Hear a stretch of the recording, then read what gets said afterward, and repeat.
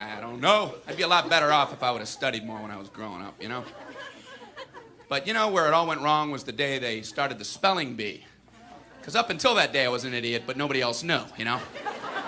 When the spelling bee day, popped up. All right, kids, up against a wall. It's time for public humiliation. Spell a word wrong, sit down in front of your friends. You know, that's great for little egos. Hey, look at me, I'm a moron. I wasn't even close. I was using numbers and stuff. That's why I admired that kid who spelled it wrong on purpose so he could sit down, you know? He knew he wasn't going to win, so why stand there for 3 hours?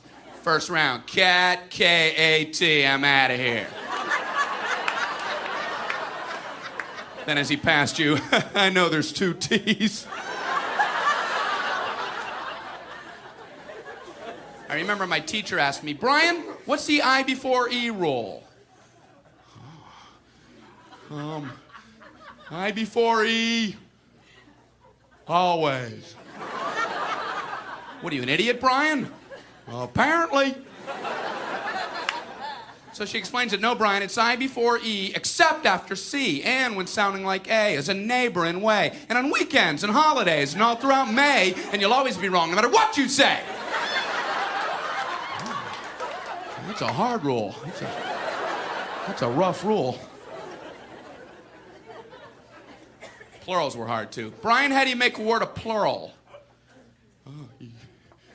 You put an S. You put an S at the end of it. When? On weekends and holidays. No, Brian, no, let me show you. So she asked this kid who knew everything, Erwin, what is he plural for? Ox. Oxen. The farmer used his oxen. Brian, what? Brian, what's the plural for box? Boxen. I bought 2 boxen of donuts. Oh, no, Brian, no. Let's try another one. Erwin, what is he plural for? Goose. Geese. I saw a flock of geese. Brian, what? Brian, what's the plural for? Moose. Moosin. I saw a flock of moosin. There are many of them, much moosin. Out in the woods, in the woodsin.